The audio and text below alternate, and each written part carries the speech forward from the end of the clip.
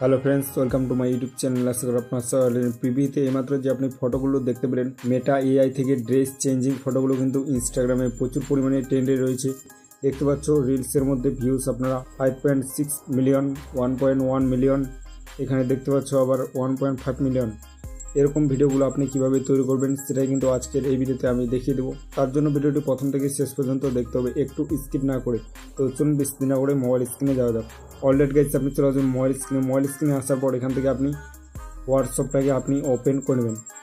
হোয়াটসঅ্যাপটাকে open করে নেওয়ার পর আপনার হোয়াটসঅ্যাপটা যে আপডেট করা না থাকে তাহলে আপনি গুগল প্লে স্টোরে গিয়ে ওখান থেকে আপনি হোয়াটসঅ্যাপটাকে আপডেট করে নেবেন। আপডেট করে নেওয়ার পর এখান থেকে আপনি দেখবেন মেটা এআই বলে একটা অপশন আছে, এটার মধ্যে আপনি ক্লিক করেন।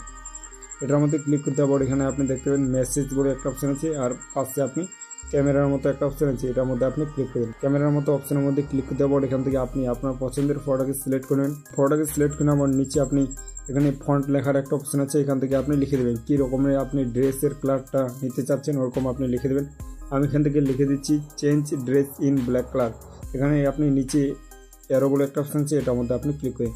এটার মধ্যে ক্লিক করে দেওয়ার পর এখান থেকে আপনি কিছু সময় ধরে আপনি ওয়েট করে নেন। ওয়েট করে নেওয়ার পর কিন্তু এখান থেকে আপনার ফটোটা একদম ড্রেসটা একদম চেঞ্জ হয়ে যাবে। তো দেখতে পাচ্ছ এখান থেকে একদম কিন্তু ড্রেসটা চেঞ্জ করে দিয়ে দিয়েছি। দেখতে পাচ্ছ ব্ল্যাক কালারের ড্রেস একদম দিয়ে দিয়েছি। এবার আমি তোমাদেরকে আরেকটা ফটো জেনারেট করে দেখিয়ে দিচ্ছি। এবার আপনি ক্যামেরার মধ্যে আপনি ক্লিক করেন। ক্যামেরার মধ্যে ক্লিক করে দেওয়ার পর এখান থেকে আপনি এই ফটোকে আমি সিলেক্ট করেন। সিলেক্ট করে নেওয়ার পর এখান থেকে আমি লিখে দেবো। এখান থেকে আমি লিখে দিলাম হচ্ছে change my phone in white iPhone. এখান থেকে নিচে এরো, এটার মধ্যে আপনি ক্লিক করেন। এটার মধ্যে ক্লিক করে দেওয়ার পর এখান থেকে আপনি কিছু সময় ধরে আপনি আবার ওয়েট করে নেবেন। ওয়েট করে নেওয়ার পর কিন্তু এখান থেকে আপনার ফটোটা কিন্তু একদম এখান থেকে ওয়েট করে নেওয়ার পর দেখতে পাচ্ছ এখান থেকে কিন্তু ফোনটাও চেঞ্জ হয়ে গেছে।